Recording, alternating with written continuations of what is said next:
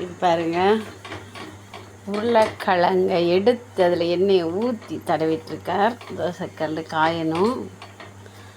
இப்போ விட்டு அழகாக தோசை ஊற்ற போகிறார். எங்கள் வீட்டுக்கார் பாருங்கள் எப்படி ஊற்றுறாருன்னு காட்டுறேன். எடுத்து ஊற்றி விட்டாச்சு.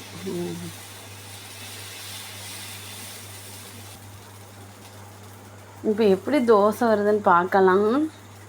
ஏன்னா இது நான் சப்பாத்தி போடுற கல், எடுக்காதீங்கன்னா நான் இதில் தான் ஊற்றுவேன் அப்படின்னு சொல்லி ஊற்றிருக்காரு. சரி, இப்போ பாருங்கள் எங்கள் வீட்டுக்காரர் அழகாக திருப்ப போகிறாரு. பார்ப்போம்.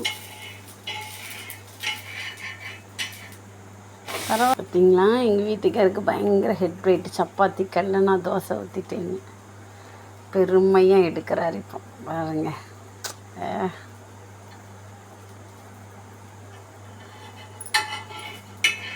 எடுத்து இங்கே இருங்க, தோசை ரெடி.